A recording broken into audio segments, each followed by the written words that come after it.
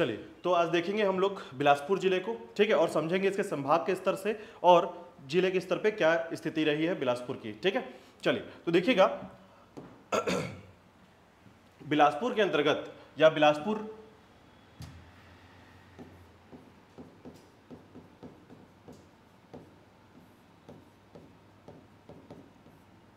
जिला किस तरीके से अस्तित्व में आया और किस तरीके से अपना एक इतिहास रचते हुए आज वर्तमान में इसकी क्या स्थिति है, इन सभी बिंदुओं को हम समझेंगे, ठीक है। तो सबसे पहले देखिएगा कि बिलासपुर का नामकरण कैसे हुआ है, ठीक है। सबसे शुरुआती दौर पर हम ये समझते हैं कि जो बिलासपुर है इसका नामकरण किसके नाम पर हुआ है? बिलासाबाई केवटिन, ठीक है, या केवट, बिलासाबाई केवट के नाम पर इसका नामकरण हुआ है, ठीक है। अब देखिए बिलासाबाई केवटिन के नाम पर इसका नामकरण कैसे हुआ या इतिहास कैसे आया, तो पहले हम यहाँ पर थोड़े ऐतिहासिक चीज़ों को समझेंगे, ठीक है। तो यहाँ पर सबसे पहले देखिएगा कि जो बिलासपुर है, ठीक है, बिलासपुर का जो जिला है इसके लिए पहले बिलासपुर जो है हमेशा से इंपॉर्टेंट नहीं रहा, यानी बिलासपुर आज जो वर्तमान में आप जिसको देख पाते हैं, आज हम ये कह सकते हैं कि शहर के तौर पर या प्रशासन के तौर पर छत्तीसगढ़ का एक प्रमुख जिला है, लेकिन हमेशा से इसका अस्तित्व उस तरीके का नहीं था, ठीक है। पहले बिलासपुर का जो क्षेत्र था उसके क्षेत्र के मुताबिक अगर देखा जाए तो रतनपुर, ठीक है, जो आपका रतनपुर था ये मुख्य तौर पर जाना जाता था छत्तीसगढ़ के लिए रतनपुर क्षेत्र, ठीक है। तो रतनपुर क्षेत्र को इतना इंपॉर्टेंट क्यों माना जाता था? क्योंकि आप ये देखेंगे कि मध्यकाल में छत्तीसगढ़ में, ठीक है, मध्यकाल के समय या इतिहास के समय जो मध्यकाल का इतिहास रहा है उस समय रतनपुर को राजधानी कहा जाता था, किसका? छत्तीसगढ़ का, ठीक है। अब रतनपुर जो राजधानी था यहां पर मुख्य तौर पर कलचुरी राजा जो है, जो कलचुरी राजा थे इनका निवास था, ठीक है, आधिपत्य था। और इन्हीं कलचुरी राजाओं में की एक किंवदंती है, घटना है, जब कि बिलासाबाई जो है, ठीक है, बिलासाबाई ने किसी कलचुरी राजाओं का, ठीक है, किसी भी कलचुरी राजा का जान बचाना यानी कि इस तरीके से सुरक्षा किया और इसके एवज पर आकर देखिए ये जो बिलासपुर नाम है, पहले इस जगह का नाम था अरपा क्षेत्र, इसे अरपा नदी के क्षेत्र या अरपा नदी किनारे होने के कारण अरपा क्षेत्र के नाम से जाना जाता था, ठीक है। तो अरपा क्षेत्र या अरपा नगर कहने का जो क्षेत्र था आपका, ये उन नगरों के हिसाब से देखा जाए तो बिलासाबाई ने क्या किया था, कलचुरी राजा का एक तरीके से जान बचाया था, ठीक है, और उसकी सुरक्षा की थी। इस एवज पर यहां पर क्या किया गया कि उस राजा ने, ठीक है, कलचुरी राजा ने इस बिलासाबाई को ये अरपा क्षेत्र जो है दान पे दे दिया, ठीक है। अरपा क्षेत्र का ये हिस्सा जो है, खासकर ये जो जूना बिलासपुर कहा जाता है आज वर्तमान में, ये अरपा क्षेत्र कहलाता था पहले, ठीक है। तो उसी अरपा क्षेत्र को नाम दिया गया बिलासपुर, ठीक है, यही कहलाया बिलासपुर क्षेत्र, किसके नाम पर? बिलासाबाई केवटिन के नाम पर, ठीक है। और आज वर्तमान में आपको पता होगा कि इसी बिलासपुर का जो क्षेत्र था, जो कि सनिचरी, आप जानते हैं यहाँ पर सनिचरी है बाजार, इसी सनिचरी में एक मंदिर बनाया गया है। किसका मंदिर है ये? बिलासाबाई केवटिन का मंदिर है, ठीक है।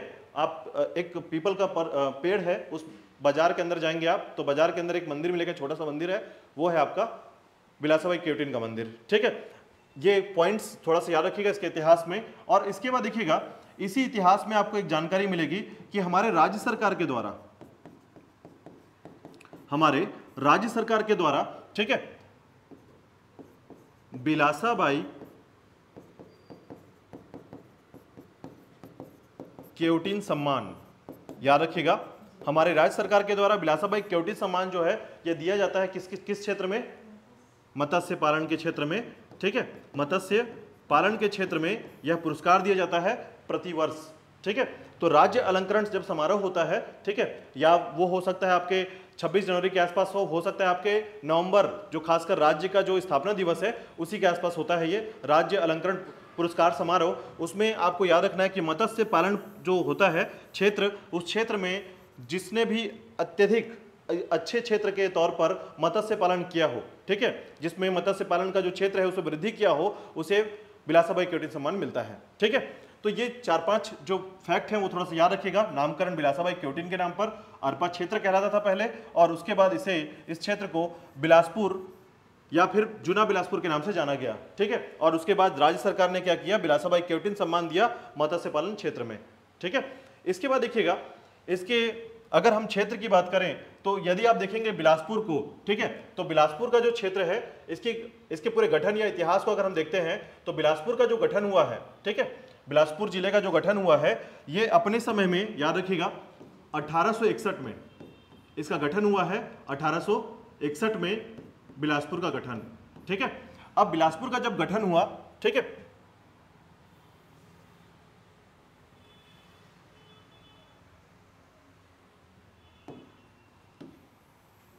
जब बिलासपुर का गठन हुआ तो इस गठन में आप देखेंगे सबसे पहले याद रखिएगा कि जब मध्य प्रांत का गठन हुआ था, मध्य प्रांत का गठन हुआ था 1861 में। ठीक है, और 1861 में मध्य प्रांत का जब गठन हुआ तो इसमें जो राज्य शामिल थे, 3 राज्य शामिल थे आपके, छत्तीसगढ़, मध्य प्रदेश और महाराष्ट्र। ठीक है, तो यहीं पर याद रखिएगा जब छत्तीसगढ़ का गठन हुआ था, यानी छत्तीसगढ़ जो है मध्य प्रांत के साथ था, तो यहां पर 3 जिले थे इसके पास, बिलासपुर, रायपुर और संबलपुर। ठीक है, तो यहां पर आप याद रखेंगे कि इसी के साथ कि जो बिलासपुर गठन हुआ है 1861 यहां पर। ठीक है, तो 1861 में बिलासपुर का गठन किया गया, याद रखिएगा। तो बिलासपुर का गठन कब हुआ है, मध्य प्रांत के गठन के साथ ही बिलासपुर का गठन हो गया था। ठीक है, जैसे ही मध्य प्रांत का गठन होता है, ठीक है, उसमें आपका छत्तीसगढ़ शामिल था, मध्य प्रदेश शामिल था और महाराष्ट्र शामिल था। उसी समय जो है छत्तीसगढ़ के अंतर्गत 3 जिले बनाए गए थे, आपका बिलासपुर, रायपुर और संबलपुर बनाया गया था। ठीक है, तो बिलासपुर का गठन 1861 में हो गया था। ठीक है, अब देखिए बिलासपुर का जब गठन हुआ तो इसके अंतर्गत कौन सी चीजें शामिल थी वो थोड़ा सा याद रखिएगा। तो बिलासपुर का जब गठन हुआ था तो आपका ये जो क्षेत्र है, रायगढ़ का क्षेत्र, ठीक है, सारंगगढ़, मुंगेली, ये पूरा क्षेत्र कहलाता था आपका बिलासपुर। ठीक है, तो आप यहां पर देख पा रहे हैं कि गोरेला, पेंडा, मरवाही, कोरबा, रायगढ़, सारंगगढ़, सक्ती, जांजगीर चांपा, बिलासपुर, मुंगेली, ये पूरा क्षेत्र आपका क्या कहलाता था, बिलासपुर कहलाता था। ठीक है, हालांकि रतनपुर की वैल्यू उस समय थी लेकिन इतनी प्रमुख तौर पर नहीं थी। कारण क्या था कि अंग्रेजों के आने के बाद रतनपुर से राजधानी शिफ्ट कर दी गई थी, कहां पर, रायपुर में।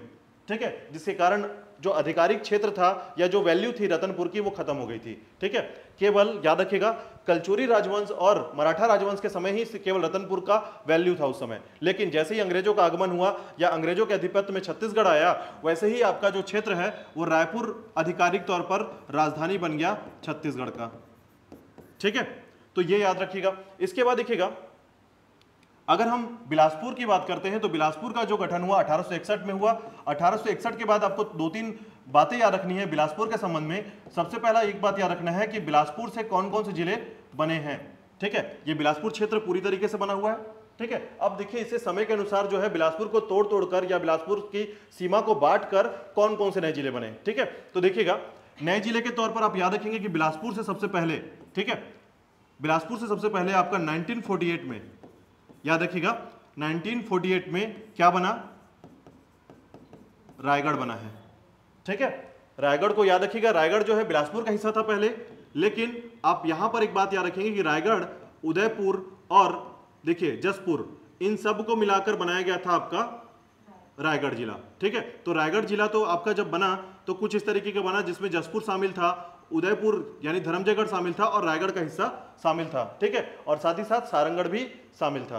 तो ये देखिएगा एक लिस्ट आपको दिखेगा यहां से कि जो ये रायगढ़ बना है 1948 में। ठीक है, तो ये भी बिलासपुर का हिस्सा कहलाता था पहले। इसके बाद देखिएगा बिलासपुर से 1998 में 2 जिले बनाए गए थे जो कि बिलासपुर से बने थे, एक आपका कोरबा और दूसरा बना था जांजगीर चांपा। ठीक है, 1998 में बिलासपुर से बना है आपका कोरबा और जांजगीर चांपा। ठीक है, इसके बाद देखिएगा 2012 में आपका बना मुंगेली। ठीक है, 2012 में आपका क्या बन गया, बिलासपुर से मुंगेली बना। और उसके बाद याद रखिएगा कि 10 फरवरी 2020, ठीक है, 10 फरवरी 2020 और इससे बना आपका GPM, जिसे कहा जाता है गोरेला, पेंड्रा, मरवाही। ठीक है। तो गोरेला पेंडा मरवाही जो है ये बना आपका 10 फरवरी 2020 से, याद रखिएगा। तो ये देखिए बिलासपुर को तोड़ तोड़कर कितने तरीके से या उसका सीमांकन को बदलकर किस तरीके से बिलासपुर से अलग अलग जिले बनाए गए हैं, ठीक है। तो इस क्रम को थोड़ा सा याद रखिएगा। इस क्रम में थोड़ा इंपॉर्टेंट यही है कि बिलासपुर का जब गठन हुआ 1861 में, ठीक है, तो उससे बने आपके जिले आपको याद रखना है कि बिलासपुर से कौन कौन से जिले बने हैं, ठीक है। इसके बाद आपको याद रखना है कि इन जिलों को शामिल करने के लिए या एक सीमांकन में बांधने के लिए संभाग की स्थापना की गई थी, ठीक है। तो बिलासपुर को संभाग बनाया गया था 1956 में, याद रखिएगा, ठीक है। तो बिलासपुर को संभाग बनाया गया 1956 में, इस क्रम को याद कर लीजिएगा, ठीक है। तो ये था आपका एक प्रशासनिक स्तर जिसमें हम ये बात कर सकते हैं कि बिलासपुर जो है समय दर समय किस तरीके से अपने सीमांकन को बदलते हुए नए नए जिले बनाए गए इसमें, ठीक है। और जैसे ही आप आगे पढ़ेंगे शक्ति और सारंगगढ़ क्षेत्र का, तो इन जिलों को इनके मात्र जिलों से बनाया गया है, ठीक है। हालांकि ये पहले बिलासपुर के हिस्से थे, लेकिन बाद में ये जो है अब चूंकि शक्ति जो है जांजगीर चांपा का हिस्सा बना और सारंगगढ़ जो है रायगढ़ का हिस्सा बना, तो वर्तमान में वो उनके हिस्से से टूटेंगे, ठीक है, जिसको आप आगे पढ़ने वाले हैं, ठीक है। चलिए अब देखिएगा इसके प्रशासनिक स्थिति को देखते हैं कि बिलासपुर की प्रशासनिक स्थिति क्या रही है, ठीक है। तो देखिएगा बिलासपुर जिले की प्रशासनिक स्थिति के तौर पर आपको कुछ पॉइंट्स याद रखने हैं। सबसे पहला प्रशासनिक स्थिति, तो देखिएगा प्रशासनिक स्थिति के तौर पर बिलासपुर जिले को, ठीक है, प्रशासनिक स्थिति के तौर पर बिलासपुर जिले को जब आप पढ़ते हैं तो बिलासपुर जिला जो है आपका, ठीक है, इसके अंतर्गत आपको याद रखना है कि इसका क्षेत्रफल कितना है, ठीक है। वर्तमान स्थिति के अनुसार इसका जो क्षेत्रफल है वो है 3508 वर्ग किलोमीटर में, ठीक है, 3508 वर्ग किलोमीटर में इसका क्षेत्रफल है, ठीक है। और इसके बाद देखिएगा यहाँ की जनसंख्या कितनी है, तो जनसंख्या के लिए याद रखिएगा यहाँ की जो जनसंख्या है वो लगभग 14 से 15 लाख के आसपास इसकी जनसंख्या है, ठीक है। 14 से 15 लाख के आसपास यहाँ की जनसंख्या है। साथ ही साथ याद रखिएगा यहाँ का जो लिंगानुपात है, ठीक है, तो लिंगानुपात यहाँ का कितना है 973, ठीक है, याद रखिएगा बिलासपुर का लिंगानुपात जो है 973 है। और यदि हम यहाँ के साक्षरता प्रतिशत की बात करें, ठीक है, तो साक्षरता में आपको बहुत अच्छा दिखेगा, यहाँ का रेपुटेशन बहुत अच्छा दिखेगा। कारण क्या है, शिक्षा ध्यानी के तौर पर यह विकसित हो रहा है आगे चलकर। तो देखिएगा साक्षरता जो प्रतिशत है इसका वो है 74%, ठीक है, 74% यहाँ की साक्षरता प्रतिशत है, ठीक है। इसके बाद देखिएगा यहाँ की विधानसभा की बात करें तो यहाँ का विधानसभा जो क्षेत्र है, ठीक है, बिलासपुर की जो विधानसभा क्षेत्र है उसको याद रखिएगा, इसकी संख्या है 5, ठीक है, विधानसभा क्षेत्र 5 है, याद रखिएगा। और तहसीलों की संख्या देखेंगे तो तहसीलों की संख्या है 8, ठीक है। विकासखंड है आपका, तो विकासखंड की संख्या यहां पर 7 है, ठीक है। तो ये एक सामान्य जानकारी के तौर पर याद रखिएगा कि प्रशासनिक स्थिति के तौर पर बिलासपुर का जो क्षेत्रफल है 3508 वर्ग किलोमीटर पर है, ठीक है। साथ ही साथ जनसंख्या लगभग 14 से 15 लाख के आसपास, लिंगानुपात जो है 973 और साक्षरता प्रतिशत यहाँ का 74% के साथ एक अच्छी स्थिति पर यहाँ का साक्षरता प्रतिशत है। और विधानसभा क्षेत्र यहाँ पर 5 है, ठीक है। अभी डिस्कस करेंगे ये 5 कौन कौन से हैं, जैसे आपका बेलतरा है, ठीक है, बिल्हा है, बिलासपुर है, ठीक है, ये सभी इसके विधानसभा क्षेत्र में आते हैं, ठीक है। जैसे कि बिलासपुर विधानसभा क्षेत्र से आपके सैलेश पांडे जो हैं ये खड़े हुए हैं, ठीक है। उसी प्रकार इससे पहले कौन खड़े होते थे, तो अमर अग्रवाल थे, ठीक है, यानी भाजपा की तरफ से आपको अमर अग्रवाल जो कि लगातार आपको दिखेंगे स्वास्थ्य मंत्री थे, ठीक है। तो आपको विधानसभा क्षेत्र, तहसील और विकासखंड क्षेत्र थोड़ा सा याद रखना है इसमें, ठीक है। अब इसके बाद देखिएगा कि यहां पर नेशनल हाईवे कितने हैं, नेशनल हाईवे, ठीक है। मुख्य तौर पर याद रखिएगा यहाँ का जो नेशनल हाईवे है उसमें 2-3 क्रम आप याद रखेंगे। एक सबसे इंपॉर्टेंट है कि आप यहाँ से नेशनल हाईवे को याद रखें, क्योंकि किसी भी क्षेत्र में उसके डेवलप का मुख्य कार्य वहाँ का नेशनल हाईवे करता है, ठीक है। अगर कहीं पर सड़क नहीं है तो सड़क के ना होने पर वहाँ पर डेवलप कभी हो ही नहीं सकता वो क्षेत्र, ठीक है। इसलिए सबसे बेसिक नीड जो है किसी भी क्षेत्र को विकसित करने के लिए सड़क, पानी और बिजली, ये 3 मुख्य चीज होते हैं किसी भी क्षेत्र को डेवलप करने के लिए, ठीक है। तो यहाँ पर याद रखिएगा जो नेशनल हाईवे है सबसे पहला 130, ठीक है, NH 130A, NH 49 और NH 45, ये 4 नेशनल हाईवे इस क्षेत्र में आते हैं, बिलासपुर के क्षेत्र में, ठीक है। 4 नेशनल हाईवे याद रखिएगा, NH 130, NH 130A और उसके अलावा 49 और NH 45, ठीक है। ये 3 क्रम को याद रखेंगे। अब देखिए यहां पर जो है 130A जो है ये कंफ्यूजन करता है कि कहां से कहां तक जाता है, तो याद रखिएगा ये आपके कबीरधाम के पंडरिया क्षेत्र से, ठीक है, पौंडी क्षेत्र, एक पौंडी क्षेत्र है और वहां से स्टार्ट होकर पंडरिया से होते हुए आपके जसपुर तक, पत्थल गांव तक चला जाता है, ठीक है। हाँ, तो ये रूट आपको याद रखना पड़ेगा, क्योंकि हम अभी तक क्या पढ़ते थे कि केवल बिलासपुर तक ये रूट सीमित है, लेकिन जब आप इसे प्रॉपर तरीके से पढ़ेंगे तो आपको पता चलेगा कि ये रूट जो है आपका जो जांजगीर चांपा को क्षेत्र को छोड़कर, जैसे देखिए आप बिलासपुर पहुंचेंगे, बिलासपुर से सीपत की तरफ जाता है ये, ठीक है। सीपत के बाद जो है ये क्षेत्र जो है आपका जांजगीर चांपा के उत्तर क्षेत्र से, कोरबा के क्षेत्र से होते हुए आपके पत्थलगांव तक चला जाता है, रायगढ़ से होते हुए पत्थलगांव तक जाता है ये क्षेत्र, ठीक है। तो ये 130A का रूट जो है याद रखिएगा कहां से कहां तक है, तो कवर्धा से जसपुर तक का रूट है इसका, ठीक है।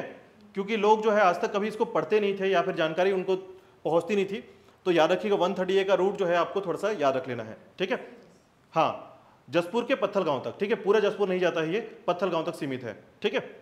इसके अलावा देखिएगा कि यहां पर जो मुख्य तौर पर, ठीक है, प्रशासनिक स्थिति है, उस प्रशासनिक स्थिति में आपको याद रखना है, ठीक है, कि जो 8 तहसील है, ठीक है, तहसीलों की संख्या 8 है, लेकिन एक बात और याद रखना है यहां पर कि 2 तहसील जो है वो प्रस्तावित हैं, यानी प्रस्तावित के साथ साथ अगर आप देखेंगे तो 2 ऐसे तहसील, एक आपका सीपत, दूसरा बोदरी, ये 2 तहसील हैं और जैसे ही 2 तहसील जुड़ेंगे तो तहसीलों की संख्या यहां पर कितनी हो जाएगी, 10 हो जाएगी, ठीक है। तो ये दोनों तहसील याद रखिएगा, सीपत और बोदरी जो है प्रस्तावित तहसील है, 8 तहसील सामान्य तौर पर यहां पर पहले से स्थापित हैं, ठीक है, याद रखिएगा। इसके बाद देखिएगा इसी के अंतर्गत देखेंगे तो नगर पालिका निगम, ठीक है, यहां पर जो नगर निगम की संख्या है, नगर निगम की संख्या है वो है 1 और वो है आपका बिलासपुर, ठीक है। बिलासपुर दोनों क्षेत्र के अंतर्गत आता है, आपका नगर निगम के अंतर्गत भी आता है और नगर आपका जिला पंचायत के अंतर्गत भी आता है, ठीक है, याद रखिएगा। नगर पालिका जो है यहां पर 3 है, याद रखिएगा, आपका रतनपुर, तिफरा, ठीक है, रतनपुर, तिफरा और तखतपुर, ये आपके 3 नगर पालिका परिषद हैं, ठीक है। और नगर पंचायत जो है ये 14 है, इनकी संख्या 14 है, ठीक है। तो यहां तक आपको जाने की जरूरत नहीं पड़ेगी, लेकिन फिलहाल आप याद रखेंगे कि बिलासपुर जो है, ठीक है, बिलासपुर जो जिला है अपने आप में छत्तीसगढ़ का सबसे महत्वपूर्ण जिला है। इससे आप यहाँ का जो GDP ग्रोथ देखेंगे या फिर यहाँ पर आप 20 सालों में परिवर्तन देखेंगे तो आपको अधिकांश दिखेगा कि बाकी छत्तीसगढ़ के अन्य जिलों के मुकाबले, ठीक है, अगर रायपुर को किनारे कर दें तो सबसे ज़्यादा ग्रोथ वाला जो जिला है वो आपका बिलासपुर है, ठीक है। रायपुर के बाद दूसरे नंबर पर ग्रोथ इसका दिखता है। कारण है कि इस क्षेत्र में सबसे पहला कारण है जनसंख्या, ठीक है, दूसरा है साक्षरता और तीसरा कारण है मैदानी क्षेत्र, ठीक है। तो मैदानी क्षेत्र होने के कारण यहाँ पर पॉपुलेशन ज़्यादा है, दूसरा यहाँ आवागमन मार्ग जो है सुलभित है, प्रॉपर तरीके से यहाँ पर आवागमन मार्ग दिखता है आपको, ठीक है, और तीसरा है यहाँ पर साक्षरता का कारण, क्योंकि यहाँ पर यह क्षेत्र जो है अधिकांश लोग यहाँ पढ़ने के लिए आया करते हैं, यानी शिक्षा ग्रहण यहीं करने आते हैं, अधिक दुर्गम क्षेत्रों से यहाँ पर निवास करते हैं और साथ ही साथ यहाँ शिक्षा ग्रहण करते हैं और साथ ही साथ यहीं नौकरी करना प्रारंभ भी कर देते हैं। तो ये मुख्य कारण है यहाँ के क्षेत्र का डेवलप होने का, ठीक है। वरना अगर आप सामान्य रूप से देखें तो अधिकांश आपको रेंटल जो चार्जेस आपको दिखेंगे या रेंट जो दिखेगा सबसे ज़्यादा यहीं पर दिखेगा आपको, ठीक है। इसका कारण यही है क्योंकि अधिकांश लोग जब यहाँ आते हैं तो इससे रेंट या फिर एक प्रॉपर दूसरे तरीके का अगर आप देखें तो इसे हम कह सकते हैं कि रेंटल बिजनेस जो है सबसे ज़्यादा आपको देखने को मिलेगा रायपुर, बिलासपुर, दुर्ग, इन सभी जगहों पर जहाँ पर शिक्षा प्रमुख तरफ से प्राप्त होता है, ठीक है। चलिए आगे देखेंगे इसके प्रशासनिक स्थिति के बाद इसकी सामाजिक स्थिति को देखते हैं। तो देखिएगा सामाजिक स्थिति के तौर पर आप देखें, ठीक है, तो सामाजिक स्थिति की बात करते हैं बिलासपुर की।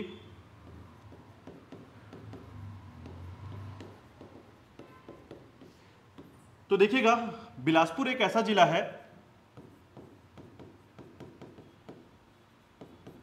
जहां हम यह कह सकते हैं कि केवल यहां पर जनजाति निवास नहीं करते, यहां पर सभी प्रकार के धर्म, संप्रदाय, धार्मिक व्यवस्थाओं, धार्मिक त्योहारों के लोग जो है निवास करते हैं, ठीक है। यानी यहां पर बहुत सारे, एक से अधिक जो है धर्म संप्रदाय के लोग निवास करते हैं, ठीक है। यानी हम ये कह सकते हैं कि यहां पर धर्म, संप्रदाय, जाति, वर्ग, इस तरीके से बिलासपुर में विभिन्न प्रकार के धर्म, संप्रदाय, जाति, वर्ग के लोग यहां निवास करते हैं, जिसके कारण यहां की जो धार्मिक अनेकता है, धार्मिक अनेकता है, ये पूरे छत्तीसगढ़ में अन्य क्षेत्रों पर देखने को नहीं मिलेगा, ठीक है। तो ये जो धार्मिक अनेकता है, तो इसके कारण क्या होता है कि यहां पर हर समय कोई ना कोई त्यौहार प्रॉपर मनाया जाता ही रहता है। इसलिए कभी भी आपको यहां पर जो देखिए, किसी भी क्षेत्र में वहां के जो धार्मिक एकता है या धार्मिक अनेकता है, उसके संबंध में जब भी आप उस क्षेत्र को देखेंगे तो उस क्षेत्र के बाजार में, मार्केट में हमेशा एक ऐसी स्थिति बनी रहती है जिसमें हमेशा, जैसे अभी मान लीजिए कि दीपावली खत्म हो गया तो किसी और धर्म का कोई और त्यौहार आ गया, तो इससे क्या होता है, मार्केट हमेशा से नए नए टेक्निकों से जुड़े हुए होते हैं, ठीक है। यानी हमेशा मार्केट चलते ही रहते हैं। अगर आप इसी चीजों को कहीं अन्य क्षेत्रों से जोड़ के देखेंगे, मान लीजिए कहीं पर केवल एक धर्म के लोग रहते हैं, तो साल में केवल 2 बार त्यौहार मनाए जाएंगे, मार्केट बहुत सुस्त पड़ा रहेगा वहां पर। लेकिन बिलासपुर या छत्तीसगढ़ के अंतर्गत अगर बिलासपुर को देखा जाए तो अधिक धर्म या धार्मिक क्षेत्र होने के कारण यहाँ पर जो मार्केट है या फिर यहाँ की जो जीडीपी ग्रोथ है वो हमेशा बनी रहती है प्रॉपर, कभी मार्केट जो है सुस्त नहीं होता यहाँ का, ठीक है। चलिए आगे देखिएगा, यहाँ की सामाजिक स्थिति के अनुसार यहाँ पर जो मानव बसावट है, उस मानव बसावट में आपको जनजाति विशेष याद रखना है, ठीक है, कि यहां पर मुख्य तौर पर जनजाति जो निवास करती है वो है आपका धनवार, भैना, कंवर, ठीक है, धनवार, भैना, कंवर और अगरिया, ठीक है। और कुछ जगहों पर बिंझवार भी निवास करते हैं। तो ये सामान्य तौर पर याद रखिएगा, यहाँ जो मानव बसावट है या फिर यहाँ पर जो जनजाति है, उस जनजाति में धनवार, भैना और कंवर, अगरिया, ठीक है। सामान्य तौर पर ये 3 नाम याद रखिएगा, धनवार, भैना और अगरिया। बाकी कंवर तो और भी अन्य जिलों में आपको प्राप्त होंगे या मिलेंगे, और बिंझवार भी आपको बलौदाबाजार में मुख्य तौर पर इनका संकेंद्रण होता है, ठीक है। लेकिन 3 जो है धनवार, भैना और अगरिया मुख्य तौर पर आपके बिलासपुर में ही पाए जाते हैं, इनका संकेंद्रण बिलासपुर में ही है, ठीक है। इसके बाद देखिएगा बिलासपुर के क्रम पर, ठीक है, यानी इस जनजाति प्राधिकरण के अंतर्गत याद रखिएगा कि यहां पर, ठीक है, सरकार के द्वारा जो है जनजाति प्राधिकरण, ठीक है, जनजाति प्राधिकरण जो है स्थापित किया गया है, जो है याद रखिएगा, जनजाति प्राधिकरण जो है सरकार के द्वारा, ठीक है, 2 विशेष जनजाति के लिए, एक आपका बैगा जनजाति और दूसरा बिरहोर जनजाति, ठीक है। तो इसे कहा जाता है विकास प्राधिकरण स्थापित किया गया है बिलासपुर में, ठीक है। बैगा जनजाति और बिरहोर जनजाति विकास प्राधिकरण जो है स्थापित किया गया है आपके बिलासपुर में, याद रखिएगा, ठीक है। 2 विकास प्राधिकरण है, विशेष पिछड़ी जनजाति का बैगा और बिरहोर विकास प्राधिकरण के नाम से जाना जाता है, ठीक है। इसके अलावा याद रखिएगा कि यहां पर मुख्य जो है त्यौहार, यहां पर मुख्य त्यौहार के रूप में छेरछेरा, डेठून, गंगा दशहरा, पोला, नवाखाई, ठीक है। छेरछेरा, डेठून, गंगा दशहरा, पोला, नवाखाई, और इसके अलावा याद रखिएगा हरेली, ठीक है। हरेली, इस प्रमुख तरीके से यहां पर त्यौहार मनाए जाते हैं, ठीक है। छेरछेरा, डेठून, गंगा दशहरा, पोला, नवाखाई, हरेली। डेठून, ठीक है, हाँ, ये घरों पर चित्रकारी की जाती है इस समय, ठीक है। नवाखाई के समय ही ये बनाया जाता है। जनरली इसमें जैसे दीवालों पर मिट्टियों से, ठीक है, आकृतियां बनाई जाती है, डेठून कहलाता है ये त्यौहार, ठीक है। सामान्य तौर पर आपको दिखेगा कि अधिकांश जनजातियों में और सामान्य तौर पर जनजाति विशेष तौर पर यह त्यौहार मनाया जाता है, डेठून त्यौहार, ठीक है। इसमें आपको चित्रकारी की जाती है खासकर दीवारों पर, ठीक है। आठे कन्हैया का नाम सुना है आप लोगों ने, आठे कन्हैया जो है उसी तरीके से डेठून त्यौहार मनाया जाता है, ठीक है। चलिए आगे देखिएगा, त्यौहार के बाद थोड़ा सा नृत्य देखिएगा कि कौन कौन से नृत्य मुख्य तौर पर यहां पर होते हैं बिलासपुर जिले के अंतर्गत। तो याद रखिएगा 3 नृत्य का नाम याद रखिएगा। पहला है आपका बांस नृत्य, डंडा नृत्य, पंथी नृत्य, ठीक है, बांस नृत्य, डंडा नृत्य, पंथी नृत्य, सुआ नृत्य, ठीक है।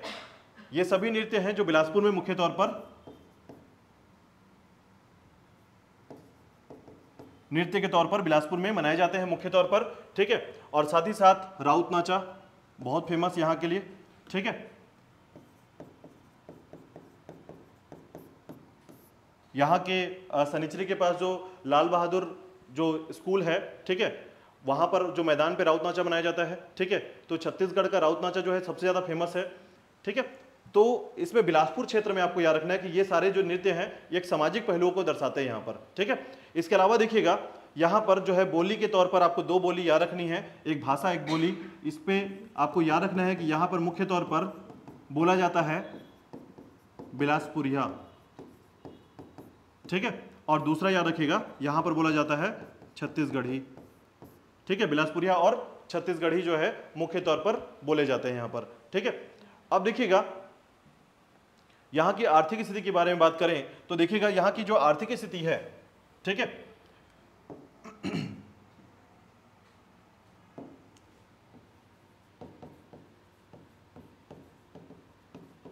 यहाँ की जो आर्थिक स्थिति है उसको थोड़ा सा याद रखिएगा कि यहाँ की जो आर्थिक स्थिति है सामान्य तौर पर देखें तो छत्तीसगढ़ का सबसे बड़ा जनसंख्या वाला अगर जिला है तो बिलासपुर क्षेत्र को आप याद रखेंगे तो बिलासपुर में जो आर्थिक स्थिति है वर्तमान में, ठीक है, अगर आप इसको तुलनात्मक रूप से पढ़ें तो ज्यादा बेहतर पढ़ पाएंगे कि राज्य के गठन से पहले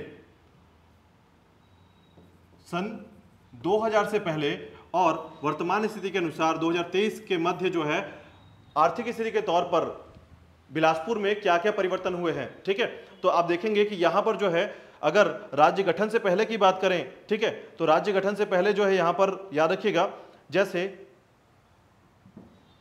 सबसे पहला है SCCL का गठन या SCCL स्थापित किया गया, ठीक है। तो ये मुख्यालय आपका बिलासपुर में है। 1987 में इसका मुख्यालय स्थापित किया गया SCCL का और इसका कार्य है कोयले का उत्पादन करना, ठीक है। तो इसे स्थापित किया गया या इसका मुख्यालय स्थापित किया गया 1987 में SCCL का, ठीक है। साउथ ईस्टर्न कोलफील्ड लिमिटेड के नाम से जाना जाता है SCCL, याद रखिएगा। इसके अलावा देखिएगा कि यहां पर जो है सामान्य तौर पर SCCL हो गया आपका। इसके अलावा जो है इस तरफ याद रखेंगे आप NTPC नेशनल थर्मल पावर, ठीक है। तो सन 2002 में इसे स्थापित किया गया, ठीक है। तो आपको पता होगा कि छत्तीसगढ़ में 3 NTPC हैं, ठीक है। आपका कोरबा NTPC, बिलासपुर सीपत NTPC और लारा NTPC, ठीक है। तो इस तीनों क्रम पर आपको याद रखना होगा कि जो NTPC है बिलासपुर का ये सबसे ज्यादा विद्युत उत्पादन करने वाला NTPC है, ठीक है। तो ये जो NTPC है ये केंद्र सरकार के वश में आता है, अधिपत्य में आता है सेंट्रल गवर्नमेंट के, ठीक है। सेंट्रल गवर्नमेंट के अधिपत्य में आता है NTPC, याद रखिएगा 2002 में स्थापित किया गया, ठीक है। अब देखिएगा इसी के अंतर्गत आप याद रखेंगे कि कुछ ऐसे क्षेत्र हैं, ठीक है, जैसे कि आपका IDC को याद रखिएगा कि यहां पर मुख्य तौर पर जो IDC है ये इसके आर्थिक व्यवस्था को या आर्थिक स्थिति को डेवलप करने में बहुत इंपॉर्टेंट कार्य करता है, ठीक है। IDC क्या होता है? इंटीग्रेटेड डेवलपमेंट सेंटर, ठीक है। अब ये करता क्या है इसको थोड़ा सा याद रखिएगा, हालांकि मैंने पहले इसके बारे में बताया है लेकिन फिर भी याद रखिएगा कि IDC क्या होता है। तो देखिए राज्य सरकार या केंद्र सरकार के द्वारा राज्यों के अंदर कुछ क्षेत्र को चिन्हांकित किया जाता है और उस क्षेत्र को डेवलप किया जाता है। वहां पर बिजली पानी सड़क और मजदूर कुछ इस तरीके से व्यवस्थित किए जाते हैं ताकि वह क्षेत्र जो है इंडस्ट्रियल एरिया के टॉप पर डेवलप हो जाए, ठीक है। तो जो IDC है आपका इंटीग्रेटेड है, इसी को कहा जाता है IIDC, जब इंटीग्रेटेड इंडस्ट्रियल डेवलपमेंट सेंटर के नाम से जाना जाता है, ठीक है। तो मुख्य तौर पर याद रखिएगा कि IDC और IIDC ये दो अलग अलग कॉन्सेप्ट होते हैं, लेकिन इन दोनों का काम एक ही है कि किसी भी क्षेत्र में बिजनेस को डेवलप करना, और ये राज्य सरकार या केंद्र सरकार इसको चिन्हांकित करती है, ठीक है। अब हमारे यहाँ बिलासपुर में कौन कौन से IDC हैं देखिएगा, तो नाम याद रखिएगा, इसमें 3-4 नाम आपको याद रखना है। एक आपको दगोरी याद रखना है, दगोरी, ठीक है, सिलपहरी, तिफरा, सिरगिट्टी, ठीक है। दगोरी, सिलपहरी, तिफरा और सिरगिट्टी यहाँ पर आईडीसी हैं, याद रखिएगा। ठीक है, जिन क्षेत्रों को राज्य सरकार के द्वारा डेवलप किया जा रहा है, आज इसको आप याद रखने की कोशिश करेंगे तो ये बहुत आसान होगा कि आप ऐसे याद रख सकते हैं कि देखिए सिरगिट्टी में अब जितनी गाड़ी ऑटोमोबाइल्स की कंपनियां हैं सारे शोरूम सिरगिट्टी की तरफ खुल रहे हैं। ठीक है, तो ये यही तरीका है कि धीरे धीरे जो है वहां पर सर्विस सेंटर और या फिर आपके सर्विस तरीके से या फिर वहां पर जितने ऑटोमोबाइल्स कंपनियां हैं सभी वहां पर स्थापित किए जा रहे हैं। ठीक है, तो ये आईडीसी अब धीरे धीरे वहां पर डेवलप होगा, धीरे धीरे जो इनकम ऑफ सोर्स वहां पर बहुत बड़े मात्रा में राज्य सरकार को प्राप्त होगा इसका। ठीक है, और रोजगार उत्पन्न होगा इससे। ठीक है, लोगों को रोजगार मिलेगा। तो ये एक तरीका है जिससे रोजगार प्राप्ति का और साथ ही साथ इनकम जनरेट करने का एक तरीका है जिसे हम कहते हैं आईडीसी, जो कि आर्थिक क्षेत्र में अनन्य क्षेत्र के अंतर्गत शामिल होता है। ठीक है, तो याद रखिएगा आपका एससीसीएल, एनटीपीसी, ठीक है, आईआईडीसी और उसके अंदर आता है दगोरी, सिलपहरी, तिफरा और सिरगिट्टी। ठीक है, इसके अलावा देखिएगा इसके बाद आता है आपका इस क्षेत्र में, इन सभी चीजों के बाद आपको याद रखना है कि आर्थिक स्थिति के अंतर्गत, ठीक है, इन्हीं आर्थिक स्थिति के अंतर्गत आपको याद रखना है कि इन क्षेत्रों में प्राप्त होता है खनिज।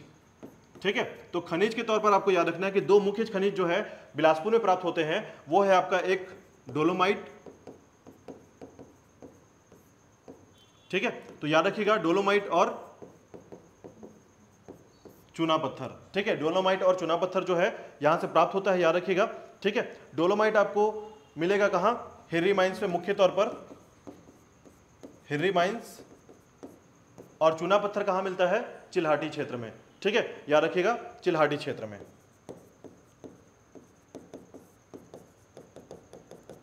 ठीक है, तो डोलोमाइट आपके हिर्री माइंस में और आपका चूना पत्थर जो है चिल्हाटी क्षेत्र में प्राप्त होता है बिलासपुर के अंतर्गत, याद रखिएगा। ठीक है, इसके अलावा देखिएगा इसके आर्थिक स्थिति के अंतर्गत और भी मुख्य बिंदु हैं, जैसे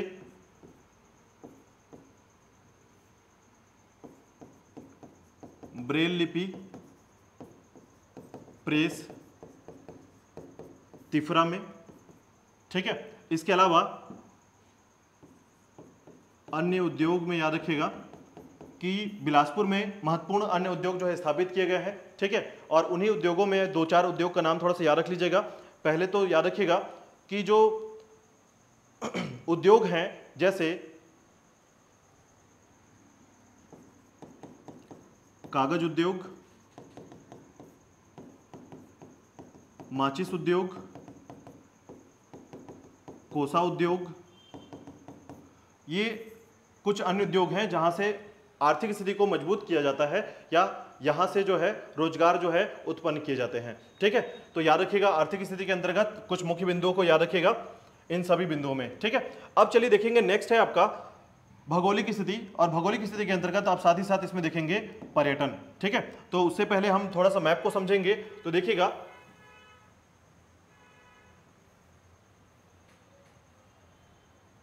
चलिए मैप को देखते हैं। देखिएगा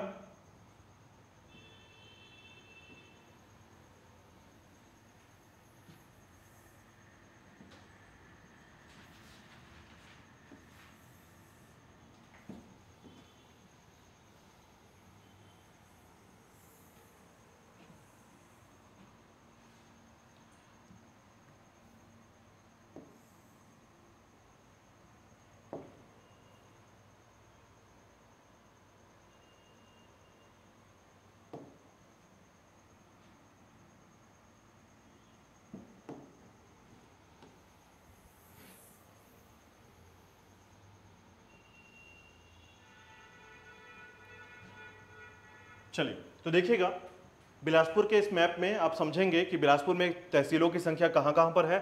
साथ ही साथ इस मैप में आप देखेंगे कि इसके अंतर्गत जो है कौन कौन से रूट मैप बनते हैं, इसका मुख्यालय कहाँ पर है। ठीक है, साथ ही साथ पर्यटन के दृष्टिकोण से बिलासपुर में कौन कौन से प्रमुख स्थान हैं जो आज के डेट पे बहुत महत्वपूर्ण है, क्योंकि आपके एग्जाम के दृष्टिकोण से, ठीक है, बिलासपुर से हमेशा याद रखिएगा 1 से 2 क्वेश्चन पूछे जाते हैं, और खासकर आपके तालागांव या मल्हार जैसे जो केंद्र संरक्षण स्मारक हैं, ठीक है, उन सभी से कुछ ना कुछ क्वेश्चन पूछे जा सकते हैं। ठीक है, तो देखिएगा इसी के अंतर्गत देखेंगे, सबसे पहले देखिएगा कि यहां पर जो मुख्यालय है वो है आपका बिलासपुर। ठीक है, और इसके सीमावर्ती जिलों को देखिएगा, सीमावर्ती जिले जो है, ठीक है, उसी के अंतर्गत देखेंगे सीमावर्ती जिले जो है उसमें आपको उत्तर की तरफ जो है, ठीक है, उत्तर पश्चिम की तरफ आपको याद रखना है गोरेला, पिंडरा, मरवाही। और इस तरफ आप देखेंगे तो ये जो क्षेत्र है वो है आपका कोरबा, ठीक है। ये जो क्षेत्र है ये है आपका जांजगीर चांपा, ठीक है। और दक्षिण क्षेत्र में याद रखिएगा ये जो क्षेत्र है इसे कहा जाता है बलौदा बाजार,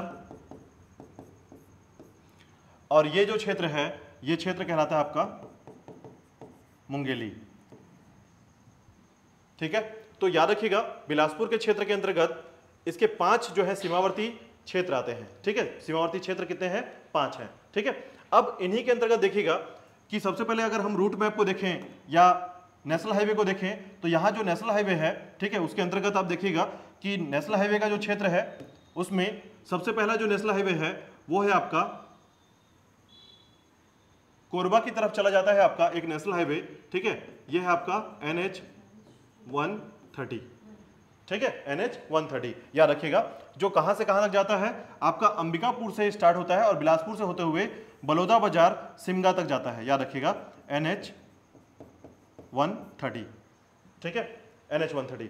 इसके बाद देखिएगा NH 130A जो हमने बताया था अभी, NH 130A जो है ये मुंगेली पंडरिया क्षेत्र से होता हुआ पौंडी तक जाता है 130A।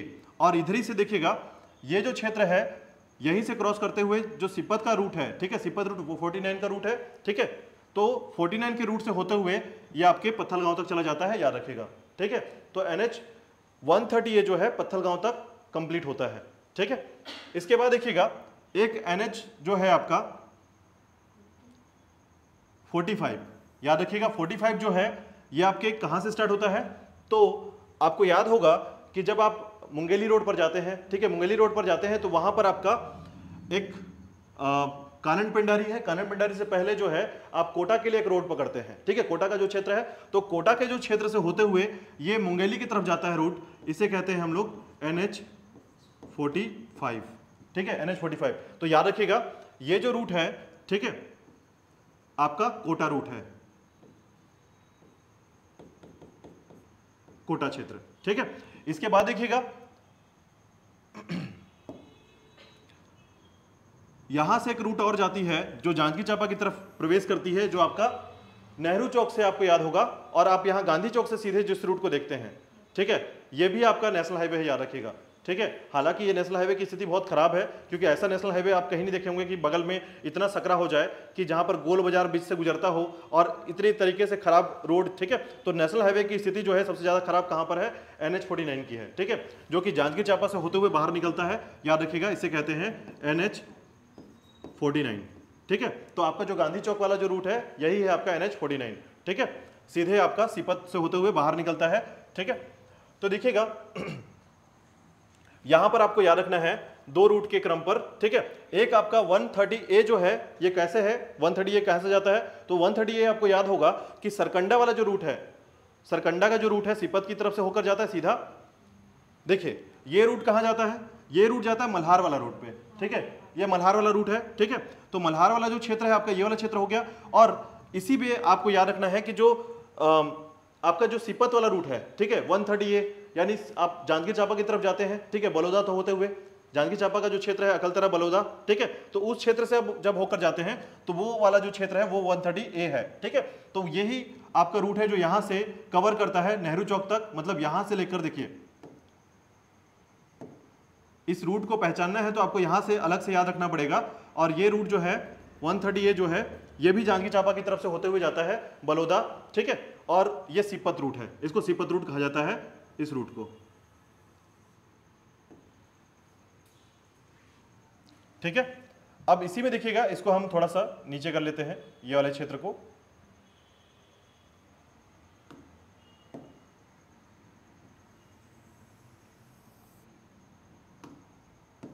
अब देखिएगा ये है आपका NH, ये वाला जो रूट है याद रखिएगा NH 49 का रूट, और ये जो रूट है NH 130A का रूट है, ठीक है। तो याद रखिएगा, तो आप देख पा रहे हैं कि यहां पर जो है जंक्शन जैसा कुछ एरिया है। आप किसी भी तरीके से किसी भी रूट से यहां पर जा सकते हैं और सभी रूट का नंबर आपको याद होगा। ठीक है, तो आप याद रखिएगा 130A, 130, 45 और 49। ठीक है, इसके क्रम पर यह रूट है आपके बिलासपुर क्षेत्र में। ठीक है, अब देखिएगा यहां पर जो मुख्य क्षेत्र हैं उन क्षेत्रों को थोड़ा सा याद करने की कोशिश कीजिएगा कि कौन कौन से क्षेत्र हैं यहां पर। ठीक है, सबसे पहले देखिएगा हम स्टार्ट करेंगे बिल्हा क्षेत्र से। तो याद रखिएगा बिल्हा क्षेत्र जो है आपका NH 130 जो कि रायपुर रोड कहलाता है, उस रोड पर है बिल्हा क्षेत्र। और बिल्हा के पास ही है आपका तालागांव। ठीक है, तालागांव, और तालागांव के बाद आप वापस आते हैं तो दगोरी, चकरभाटा और तिफरा।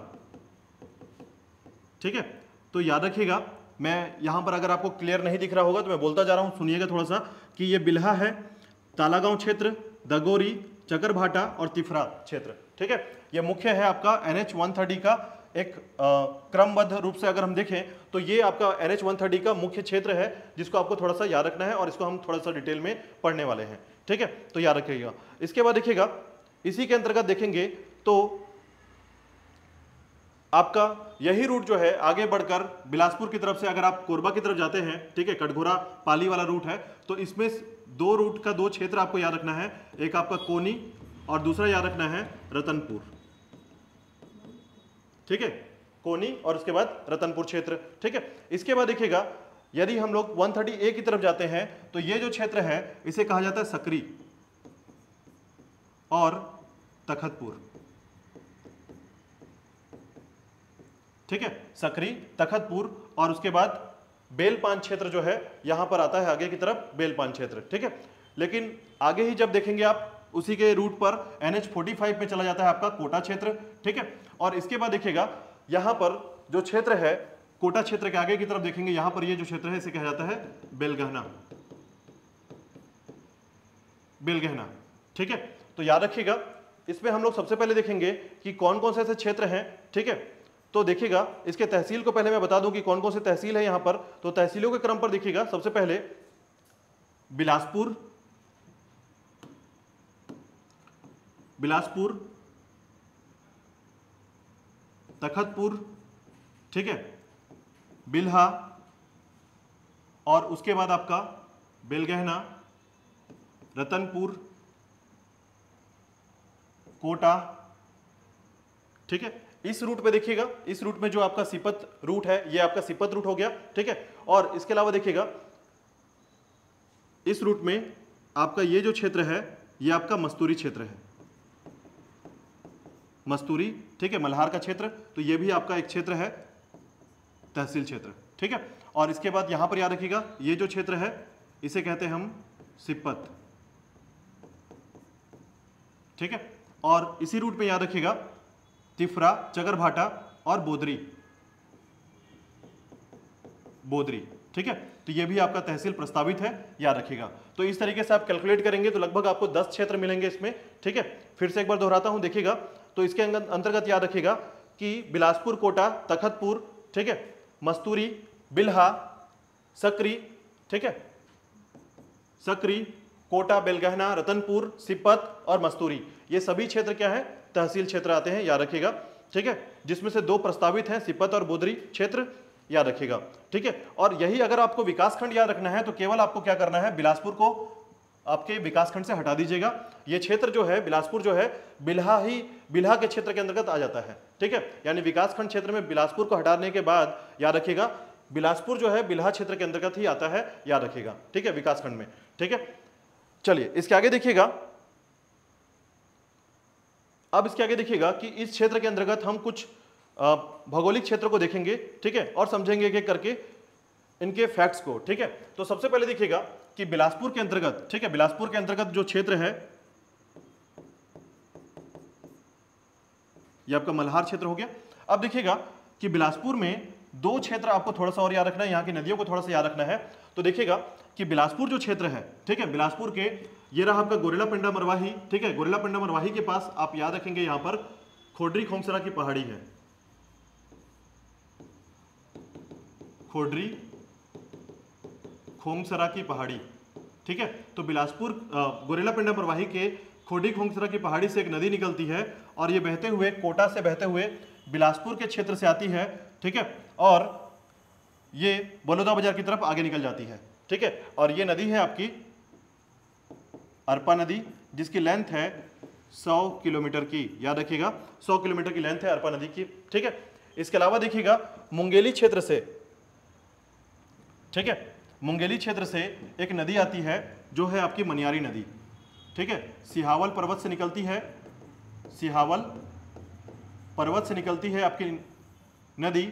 और याद रखिएगा मुंगेली क्षेत्र से बहते हुए आपके तालागांव क्षेत्र में, याद रखिएगा तालागांव क्षेत्र के पास, ये देखिएगा कि तालागांव क्षेत्र के पास से ये शिवनाथ नदी में मिल जाती है, ठीक है। और ये नदी है आपकी मनियारी नदी, लगभग 134 किलोमीटर की इसकी लेंथ है, ठीक है, याद रखिएगा। इसके बाद देखिएगा ये दो नदियां मुख्य हैं। इसके अलावा जो है कोरबा की तरफ से एक नदी आती है, ठीक है, कोरबा के पूरी पठार से निकलकर एक नदी आती है, उसको भी थोड़ा सा याद रखिएगा। तो कोरबा के क्षेत्र से आते हुए जांजगीर चांपा और, याद रखिएगा जांजगीर चांपा और बिलासपुर के मध्य जो है सीमा रेखा बनाती है, और ये नदी है आपकी लीलागर नदी,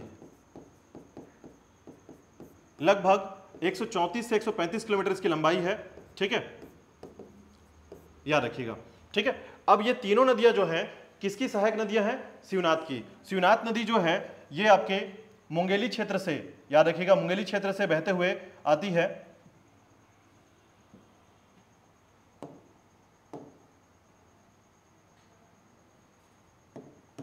तो देखिएगा शिवनाथ नदी जो है ये मुंगेली क्षेत्र से आती है बहते हुए और इस तरीके से प्रवाहित हो जाती है बलौदा बाजार क्षेत्र और बिलासपुर से होते हुए आगे निकल जाती है आपकी शिवनाथ नदी, ठीक है। तो शिवनाथ नदी के लिए इस क्रम से याद रखिएगा। देखिए अगर एक एक करके आप इस चीजों को समझेंगे तो सारी बातें यहां पर क्लियर होंगी, ठीक है। तो तीन नदियां हैं मुख्य रूप से इस क्षेत्र में, आपकी अरपा नदी मुख्य नदी है, सिहावल से निकलने वाली मनियारी नदी है और साथ ही साथ कोरबा से निकलती है आपकी लीलागर नदी, निडला नदी, जिसे मल्हार के लिए बहुत इंपॉर्टेंट माना जाता है, ठीक है। तो इन क्षेत्रों के हिसाब से इनको बहुत इंपॉर्टेंट कहा जाता है, ठीक है। अब एक एक करके थोड़ा सा यहाँ पर इनके पॉइंट्स को समझेंगे और इसको देखेंगे क्या क्या चीजें इसमें खास बातें हैं। तो देखिएगा सबसे पहले अगर हम पर्यटन के तौर पर देखें, ठीक है, तो सबसे पहले नाम याद रखिएगा तालागांव का, ठीक है। बिलासपुर का एक मुख्य क्षेत्र तालागांव पर्यटन के तौर पर जाना जाता है, ठीक है। तो याद रखिएगा तालागांव क्षेत्र।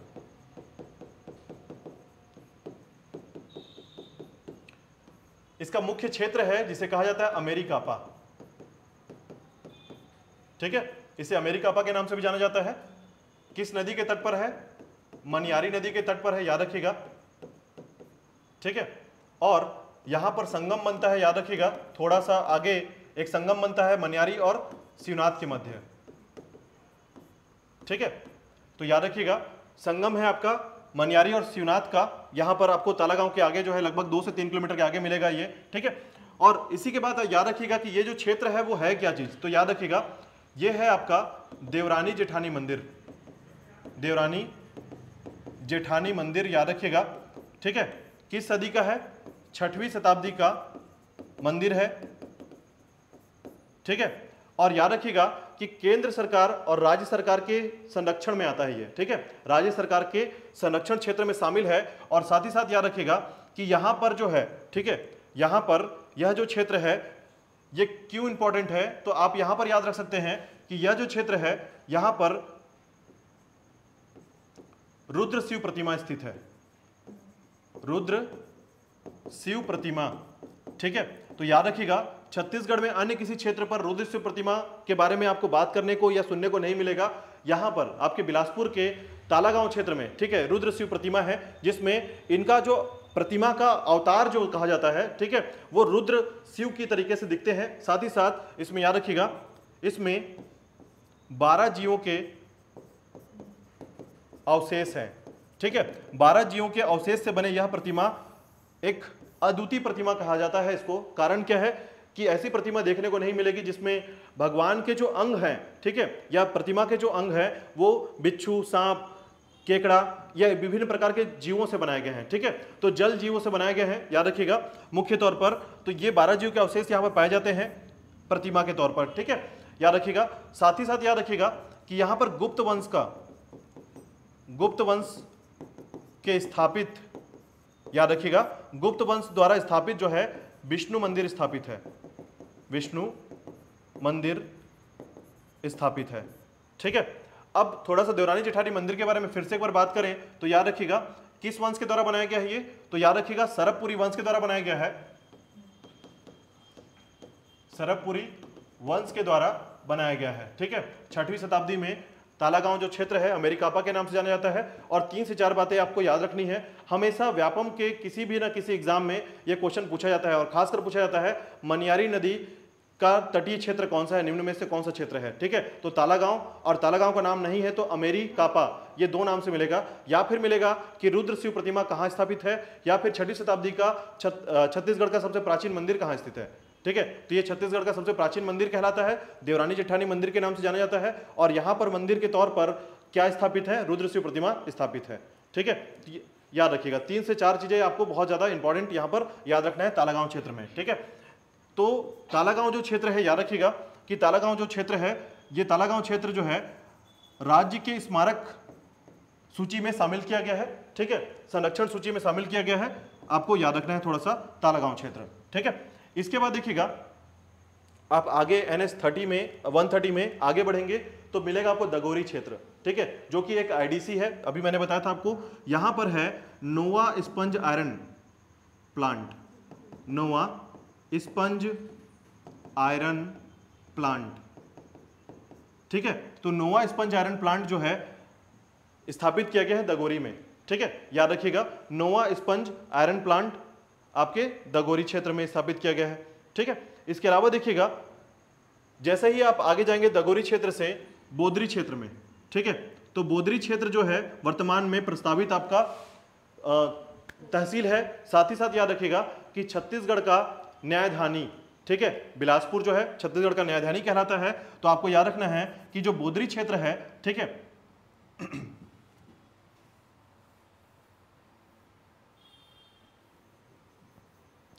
छत्तीसगढ़ का न्यायधानी याद रखेंगे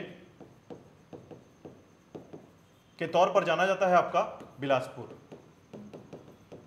ठीक है, छत्तीसगढ़ का न्यायधानी है। साथ ही साथ आप याद रखेंगे कि छत्तीसगढ़ का न्यायधानी जो कि कहलाता है छत्तीसगढ़ का उच्च न्यायालय या हाई कोर्ट। ठीक है, कौन से क्रम का है, तो याद रखिएगा 19वें क्रम का हाई कोर्ट है, याद रखिएगा। ठीक है, तो एक बात और इसमें याद रखना है आपको कि पूरे एशिया में सबसे बड़ा हाई कोर्ट है आपका बिलासपुर का हाई कोर्ट। ठीक है, यानी एरिया वाइज जो है सबसे बड़ा हाई कोर्ट है आपका एरिया वाइज। ठीक है, तो याद रखिएगा 19वें क्रम का हाई कोर्ट है आपका बिलासपुर में, जो कि छत्तीसगढ़ का एकमात्र हाई कोर्ट है। ठीक है, उच्च न्यायालय है। ठीक है, तो 19वें क्रम का हाई कोर्ट याद रखना है बोदरी क्षेत्र में। ठीक है, उसके बाद पहुंचेंगे आप चकरभाटा क्षेत्र। याद रखिएगा चकरभाटा क्षेत्र जो है यह है बिलासपुर का हवाई अड्डा, जिसके संबंध में अभी वर्तमान में काफी बार, ठीक है, केंद्र सरकार ने इस हवाई अड्डे को बंद कर दिया था अभी।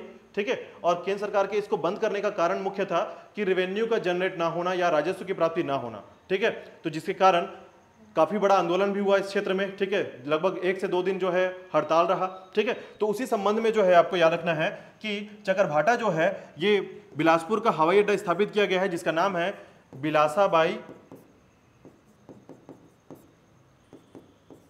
बिलासा देवी, याद रखिएगा, केवट हवाई अड्डा। ठीक है, तो इसका नामकरण किया गया है बिलासा बाई केवट के नाम पर, याद रखिएगा। ठीक है, तो चकरभाटा में जो स्थित है हवाई अड्डा, ठीक है, इसे याद रखना है आपको कि बिलासा देवी केवट हवाई अड्डा के नाम से नामकरण किया गया है इसका। ठीक है, इसके बाद आप पहुंचते हैं कहां, तिफरा क्षेत्र में। तो याद रखिएगा ये भी एक IDC है, तिफरा क्षेत्र। ठीक है, और अभी आपने पढ़ा था कि ब्रेल लिपि प्रेस जो है तिफरा में है। ठीक है, सब्जी मंडी आपका तिफरा में है। ठीक है, तो मुख्य तौर पर आप याद रखेंगे कि तिफरा जो क्षेत्र है ये IDC के अंतर्गत देखा जाए तो लगभग तिफरा जो है बिलासपुर का सबसे महत्वपूर्ण क्षेत्र कहलाता है। ठीक है, इसके बाद जैसे ही आप आगे पहुंचते हैं बिलासपुर क्षेत्र में, तो बिलासपुर क्षेत्र याद रखिएगा ये मुख्यालय है बिलासपुर का। साथ ही साथ आपको याद रखना है कि इस क्षेत्र में, बिलासपुर क्षेत्र में, ठीक है, इस क्षेत्र में आपको एक अगर शिक्षा के तौर पर देखा जाए तो बिलासपुर को वर्तमान में, ठीक है, सिविल सर्विसेज के लिए बहुत महत्वपूर्ण माना जाता है। ठीक है, क्योंकि पूरे छत्तीसगढ़ में सिविल सर्विसेज के लिए बिलासपुर का जो क्षेत्र है इसको सबसे ज्यादा इंपॉर्टेंट माना जाता है। ठीक है, तो इसी के बाद देखिएगा कि यहाँ पर शिक्षा के तौर पर सेंट्रल लाइब्रेरी, सेंट्रल लाइब्रेरी स्थापित किया गया है, ठीक है, आपके सरकंडा वाले क्षेत्र में, ठीक है। और जैसे ही आप बिलासपुर क्षेत्र में देखते हैं तो बिलासपुर क्षेत्र में आपको याद होगा कि यहां पर जैसे ही आप कोनी की तरफ जाते हैं तो यह क्षेत्र आता है दुग्ध उत्पादन, सहकारी दुग्ध उत्पादन क्षेत्र, ठीक है, याद रखिएगा, कोनी सहकारी दुग्ध उत्पादन क्षेत्र, ठीक है। आपके कोनी क्षेत्र की तरफ आप जब जैसे ही जाएंगे तो यह क्षेत्र कहलाता है सहकारी दुग्ध उत्पादन क्षेत्र कहलाता है, ठीक है। और साथ ही साथ याद रखिएगा कि यहां पर, ठीक है, कोनी क्षेत्र में आपको जानने को मिलेगा कि यहां पर जो है बिलासपुर के अंतर्गत अगर हम देखें तो लगभग आपको याद रखना है कुछ पार्कों के नाम थोड़े से याद रख लीजिएगा, जिसमें आपको याद रखना है पहला ऊर्जा पार्क राजकिशोर नगर, ठीक है, उसके बाद स्मृति वन राजकिशोर नगर, ठीक है। तो बिलासपुर के दो पार्क आपके सामान्य तौर पर राजकिशोर नगर पर, ठीक है। इसके अलावा जो है कंपनी गार्डन, अंग्रेजों के समय बनाया हुआ यह गार्डन, ठीक है। और इसके अलावा जो है कोहिनूर गार्डन, ये सभी गार्डन का नाम आपने सुना होगा, ठीक है। तो ये याद रखिएगा बिलासपुर के अंतर्गत जो है मुख्य पार्क और गार्डन जो है यहां पर स्थापित किए गए हैं, ठीक है, आपके बिलासपुर के अंतर्गत, ठीक है। इसके बाद देखिएगा अगर हम कोनी की तरफ देखते हैं तो देखिएगा बिलासपुर का जो जितना शिक्षा नगरी है, ठीक है, बिलासपुर के अंतर्गत जो शिक्षा नगरी है वो कोनी को कहा जाता है कि शिक्षा नगरी के तौर पर इसे विकसित किया जा रहा है, ठीक है। क्योंकि इसका कारण ये है कि अगर वर्तमान में देखेंगे आप कि जितने भी यूनिवर्सिटी हैं वो कहां पर हैं, कोनी पहुंच चुके हैं, ठीक है। यदि आप ध्यान से देखें तो सेंट्रल यूनिवर्सिटी आपका गुरु घासीदास कोनी में है, ठीक है, सुंदरलाल शर्मा कोनी में है, बिलासपुर यानी अटल बिहारी वाजपेयी यूनिवर्सिटी कोनी पहुंच चुका है, ठीक है। तो जितने भी आप छेदीलाल महाविद्यालय को देखेंगे, ठीक है, वो भी आपका कोनी में। तो लगभग सामान्य तौर पर आपका जितना भी शिक्षा जो नगरी कहा जा रहा है वो वर्तमान में बिलासपुर के लिए कहां पर है, कोनी क्षेत्र में है, ठीक है। तो यहां पर दो तीन थोड़े से आपको पॉइंट थोड़े याद रखने हैं। पहला आपका GGU, दूसरा आपको याद रखना है अटल बिहारी वाजपेयी यूनिवर्सिटी, ठीक है, और इसके अलावा याद रखना है सुंदरलाल शर्मा यूनिवर्सिटी। इसके अलावा याद रखना है आपको कि कोनी में आपको, ठीक है, सबसे महत्वपूर्ण जो है आप याद रखेंगे ITI, ठीक है। तो याद रखिएगा राज्य का सबसे पहला ITI जो है 1904 में स्थापित किया गया था, याद रखिएगा कोनी क्षेत्र में, ठीक है। राज्य का पहला ITI जो है 1904 में स्थापित किया गया था, ठीक है, याद रखेंगे। उसके अलावा याद रखिएगा कि बिलासपुर क्षेत्र में, ठीक है, बिलासपुर क्षेत्र में सिम्स, ठीक है, सिम्स आपको याद रखना है जो Chhattisgarh institute of medical college है, ठीक है, छत्तीसगढ़ इंस्टीट्यूट ऑफ मेडिकल जो कॉलेज है सिम्स जो है आपके बिलासपुर में स्थापित है, ठीक है। ये आपके कोनी में नहीं है, चिंता मत करिए, आपके बिलासपुर में। यानी कि आप जो है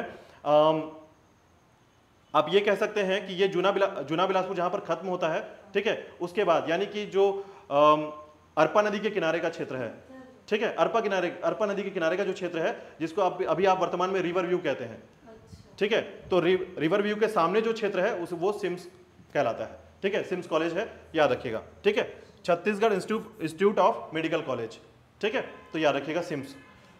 इसके बाद देखिएगा बिलासपुर के बाद हम थोड़ा सा रतनपुर की तरफ चलते हैं। देखिएगा रतनपुर जो क्षेत्र है, ठीक है, कोनी के बाद आप रतनपुर के बारे में पढ़ते हैं तो रतनपुर जो है ये बहुत इंपॉर्टेंट है क्षेत्र, रतनपुर क्षेत्र। कारण ये है कि एक समय था जब रतनपुर को राजधानी कहा जाता था, ठीक है, यानी पूरे छत्तीसगढ़ की राजधानी था आपका रतनपुर, ठीक है। और ये समय कहलाता है आपका कब से कब तक, तो आप ध्यान देंगे इसमें कि सन 1000 से लेकर 1758 तक यह क्षेत्र जो है राजधानी के तौर पर जाना जाता था, ठीक है। सबसे शुरुआती दौर पर याद रखेंगे तो ये जो क्षेत्र है आपका, ठीक है, ये जो क्षेत्र है ये क्षेत्र था पहले कलचुरी शासकों का, ठीक है।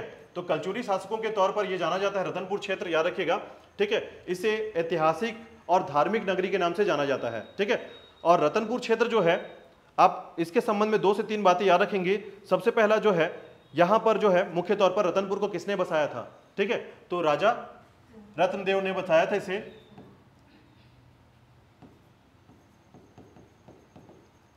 ठीक है। इसे बसाने वाला जो शासक था रत्नदेव, ठीक है। और याद रखिएगा इन्होंने ही महामाया मंदिर, ठीक है, जो रतनपुर का महामाया मंदिर है,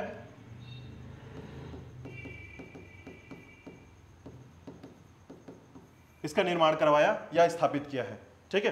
तो इन्होंने याद रखिएगा 1050 ईस्वी में 1050 ईस्वी में महामाया मंदिर बसाया या महामाया मंदिर रतनपुर को बसाया और साथ ही साथ महामाया मंदिर का स्थापना किया है। ठीक है, याद रखिएगा। और इसके अलावा देखिएगा यहाँ पर मुख्य तौर पर 4 से 5 ऐसे पर्यटन स्थल हैं जिनको जाना जाता है महत्वपूर्ण तौर पर। उसमें आप याद रखिएगा कि पहला नाम आता है राम टेकरी, ठीक है, दूसरा है बादल महल, तीसरा है आपका खूटा घाट क्षेत्र, चौथा है आपका हनुमान मंदिर प्रतिमा। आप देखेंगे रतनपुर वाले रास्ते में जाएंगे आपको एक बड़ा सा प्रतिमा मिलेगा हनुमान मंदिर का या हनुमान जी का। ठीक है, और उसके साथ देखिएगा उसके अलावा जो है लखनी देवी मंदिर, लखनी देवी मंदिर, ठीक है, मराठा काल में स्थापित किया गया यह मंदिर लखनी देवी मंदिर, याद रखिएगा।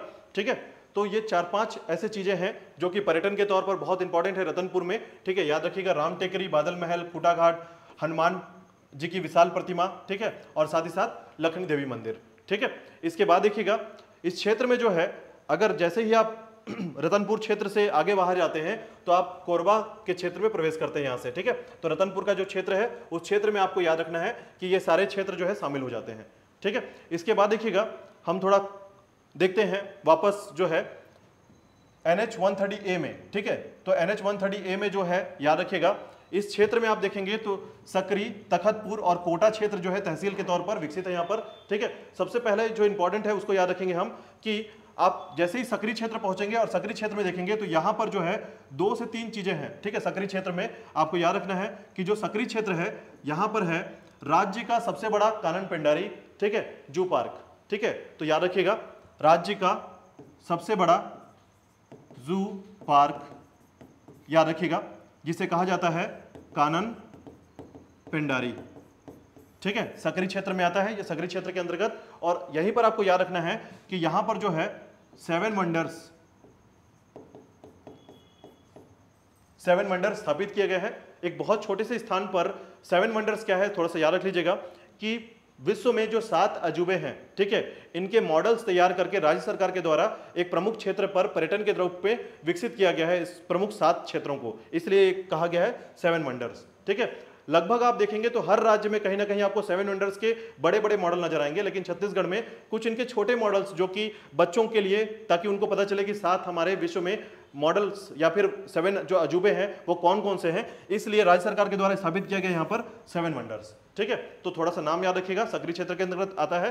ठीक है, इसके अलावा देखिएगा सकरी क्षेत्र के अंतर्गत यहाँ पर आपको कानन पेंडारी में थोड़ा सा याद रख लेना है कि यहाँ पर जो है 2 पार्क स्थापित किया जा रहा है। ठीक है, कौन कौन से, एक आपको याद रखना है टाइगर पार्क और दूसरा डियर पार्क। ठीक है, टाइगर पार्क और डियर पार्क, और साथ ही साथ याद रखिएगा यहां बटरफ्लाई पार्क भी या तितली पार्क भी स्थापित किया गया है। ठीक है, टाइगर पार्क, डियर पार्क और तितली पार्क, ठीक है, बटरफ्लाई पार्क स्थापित किया गया है। ठीक है, याद रखिएगा। इसके अलावा देखिएगा जैसे ही आप आगे बढ़ते हैं तखतपुर क्षेत्र में, ठीक है, तो तखतपुर के लिए थोड़ा सा याद रखिएगा आप आगे बढ़ते हैं। ठीक है, ये तखतपुर क्षेत्र हो गया आपका। तो तखतपुर क्षेत्र जो है किसने बसाया था, तो कलचुरी शासक याद रखिएगा। ठीक है, तो तखत सिंह ने बसाया था तखतपुर, याद रखिएगा। ठीक है, कलचुरी शासक तखत सिंह ने बसाया था। ठीक है, इस शहर को स्थापित किया था। यहां पर मुख्य बात क्या है, तखतपुर के लिए आप 2 बातें बस याद रखिएगा कि यहां पर जो है एक शिव मंदिर है। ठीक है, तखतपुर में एक शिव मंदिर है जो राज्य सरकार के संरक्षण के अंतर्गत आता है, याद रखिएगा, शिव मंदिर मुख्य तौर पर। ठीक है, तो शिव मंदिर जो है यहां पर याद रखिएगा तखतपुर में शिव मंदिर है जो राज्य सरकार के संरक्षण सूची में शामिल है। ठीक है, देखिए राज्य सरकार की संरक्षण सूची में आपको याद रखना है कि लगभग 47 सूची के अंतर्गत ऐसे पर्यटन स्थल शामिल है उसमें जिसमें राज्य सरकार जो है उनको संरक्षित रखी है। ठीक है, तो 47 की सूची में आपका शिव मंदिर जो तखतपुर में है वो स्थापित है, याद रखिएगा। ठीक है, इसके बाद देखिएगा तखतपुर से आगे थोड़ा सा जाएंगे आप तो एक गांव है जिसका नाम है बेलपान। ठीक है, बेलपान, याद रखिएगा। आगे जाएंगे तो ये जगह है जिसे कहा जाता है बेलपान। ठीक है, नाम से ही लग रहा है बेलपान, ठीक है, तो यहां पर भी एक शिव मंदिर है, याद रखिएगा। और यहां से एक नदी उद्गमित होती है जिसे कहा जाता है छोटी नर्मदा, छोटी नर्मदा, ठीक है। तो याद रखिएगा छोटी नर्मदा जो है बेलपान क्षेत्र से निकलती है, उद्गमित होती है। और साथ ही साथ याद रखिएगा कि ये जो क्षेत्र है बेलपान का जो क्षेत्र है, ठीक है, यहां भी शिव मंदिर स्थित है, ठीक है, बेलपान क्षेत्र, ठीक है, शिव मंदिर स्थित है। और इसी के अंतर्गत देखिएगा ये जो क्षेत्र है गनियारी का क्षेत्र है, ठीक है। आप जैसे ही वापस यहां पर देखेंगे तो ये गनियारी क्षेत्र है आपका, ये वाला हिस्सा, ठीक है। यहां पर भी याद रखिएगा यहां भी एक शिव मंदिर है जो राज्य के संरक्षण सूची में शामिल है, ठीक है। याद रखिएगा यहां पर देखिए सामान्य तौर पर तखतपुर में भी शिव मंदिर है और गनियारी क्षेत्र में भी शिव मंदिर है, ठीक है। तो गनियारी मंदिर में भी याद रखिएगा शिव मंदिर है जो गनियारी जो क्षेत्र है वहां पर भी याद रखिएगा कि यहां पर एक शिव मंदिर है जो कि राज्य के संरक्षण सूची में शामिल किया गया है, ठीक है, याद रखिएगा। तो ये क्षेत्र आपको याद रखना है कि सकरी, तखतपुर और बेलपान क्षेत्र जो है ये बिलासपुर के लिए मंदिरों के धार्मिक क्षेत्रों से जोड़ा गया है, ठीक है। चलिए आगे देखिएगा कोटा क्षेत्र को देखते हैं। तो देखिएगा जैसे ही आप कोटा क्षेत्र पहुंचते हैं, ठीक है, तो कोटा क्षेत्र को सबसे ज्यादा जो जाना जाता है वो दो क्षेत्रों के नाम से जाना जाता है, याद रखिएगा। कोटा क्षेत्र जो है छत्तीसगढ़ का सबसे बड़ा निजी विश्वविद्यालय स्थापित है यहां पर, याद रखिएगा छत्तीसगढ़ का सबसे बड़ा निजी विश्वविद्यालय, ठीक है, डॉक्टर सीवी रमन विश्वविद्यालय, ठीक है, कोटा क्षेत्र में स्थापित है, छत्तीसगढ़ का सबसे बड़ा निजी विश्वविद्यालय। साथ ही साथ याद रखिएगा यहां पर एक पहाड़ है जिसे कहा जाता है दल्हा बाबा पहाड़, ठीक है, कोटा क्षेत्र में है आपका दल्हा बाबा पहाड़, याद रखिएगा। अकलतरा में कौन सा पहाड़ है? दल्हा पहाड़ है, ठीक है, और कोटा क्षेत्र में है दल्हा बाबा पहाड़, याद रखिएगा, ठीक है। तो दो बातें आपको याद रखना है कोटा क्षेत्र के लिए, पहला एक निजी विश्वविद्यालय जो सबसे बड़ा डॉक्टर सीवी रमन विश्वविद्यालय, और दूसरा याद रखना है कोटा क्षेत्र में क्या है? दल्हा बाबा पहाड़ है, ठीक है, याद रखिएगा। इसके बाद देखिएगा कोटा क्षेत्र के लिए आपको याद रखना है कि यहां पर 3 ऐसे पर्यटन क्षेत्र हैं जिसमें सबसे पहला याद रखना है आपको कोटा क्षेत्र में अरपा भैंसाझार परियोजना, ठीक है, दूसरा याद रखिएगा घोंघा परियोजना, तीसरा याद रखिएगा औरा पानी, ठीक है। वर्तमान में जो है औरा पानी जो है आज से 4 साल पहले या 3 साल पहले जो है एक ऐसा क्षेत्र सामने आया बिलासपुर का जहां पर पर्यटन के लिए बहुत बड़ा हुजूम जमा होने लगा था, ठीक है। कहा जाता है कि यहाँ पर एक झरना है जो बरसात के समय, ठीक है, ये झरना जो है प्रारंभ होता है और लोगों के लिए आकर्षक का केंद्र बनता है। औरा पानी याद रखिएगा इसी कोटा क्षेत्र के अंतर्गत आता है, ठीक है। और बाकी 2 परियोजनाएं हैं अरपा भैंसाझार और घोंघा परियोजना, ठीक है। इसके बाद देखिएगा कोटा क्षेत्र के बाद देखेंगे बेलगहना क्षेत्र को थोड़ा सा याद रखिएगा, ठीक है। तो वन संपदा का क्षेत्र है आपका बेलगहना क्षेत्र, बस इतना आपको याद रखना है, ठीक है। बेलगहना क्षेत्र जो है ये वन संपदा का क्षेत्र है, ठीक है, छत्तीसगढ़ में बिलासपुर का जो जिला है इसके अंतर्गत जो है वन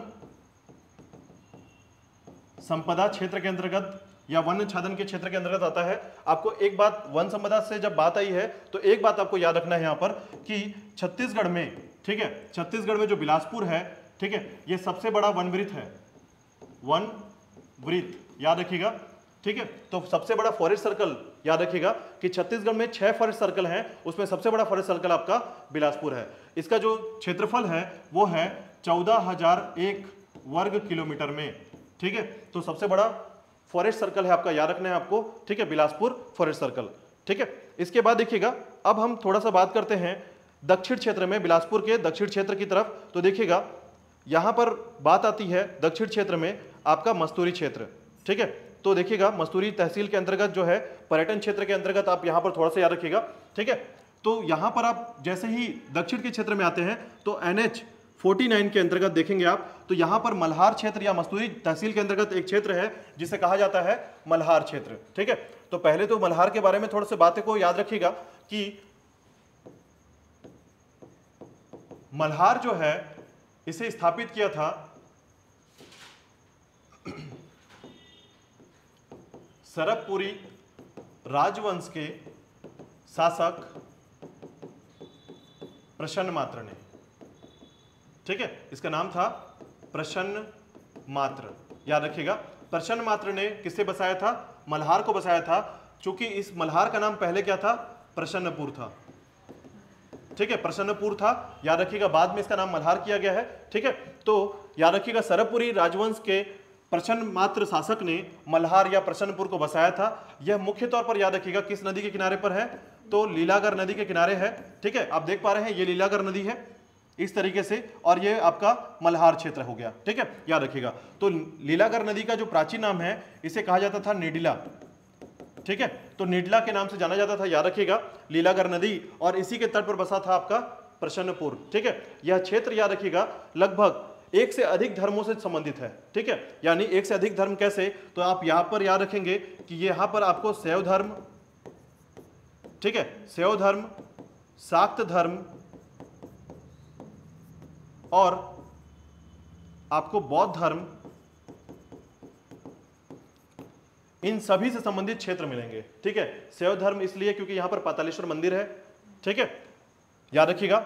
उसके अलावा आपको यहां पर वैष्णव धर्म के भी साक्ष्य मिलते हैं, याद रखिएगा। ठीक है, तो ये सभी एक से अधिक धर्म से संबंधित क्षेत्र आपका मल्हार, याद रखिएगा। ठीक है, शैव धर्म से संबंधित क्षेत्र आप कैसे याद रखेंगे, तो याद रखिएगा यहां पर पातालेश्वर मंदिर है, पातालेश्वर मंदिर है। ठीक है, कहा जाता यह है कि इस पातालेश्वर मंदिर में जैसे ही सूर्य की किरणें सबसे पहले पहुंचती हैं तो मंदिर के गर्भगृह में पहले पहुंचता है आपका सूर्य की किरणें। ठीक है, और इसका नाम है पातालेश्वर मंदिर, याद रखिएगा, मल्हार क्षेत्र में। ठीक है, इसके बाद देखिएगा यहां पर जो है मल्हार के अंतर्गत आपको याद रखना है कि शाक्त धर्म से संबंधित है डिंडेश्वरी मंदिर। ठीक है, डिंडेश्वरी माता मंदिर आपको याद रखना है यहां पर। ठीक है, जैसे आप याद रखते हैं कि डोंगरगढ़ में बमलेश्वरी मंदिर है। ठीक है, उसी प्रकार आपका मल्हार में आपका डिंडेश्वरी मंदिर है, डिंडेश्वरी माता मंदिर है। और आपको यहां पर एक बात और याद रखना है कि काले ग्रेनाइट से बनाया गया यह मंदिर, आपको याद रखना है कि यह जो मंदिर है यह काले ग्रेनाइट से बनाया गया है। ठीक है,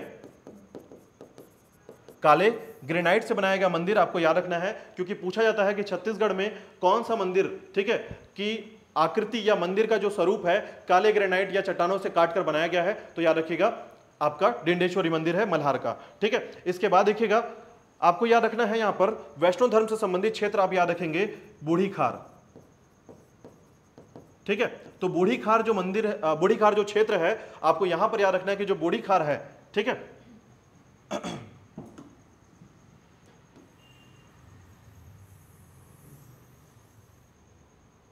तो देखिएगा जो बूढ़ी खार है वो थोड़ा सा याद रख लीजिएगा, क्षेत्र है बूढ़ी खार। तो बूढ़ी खार में विष्णु जी की प्रतिमा स्थित है, याद रखिएगा।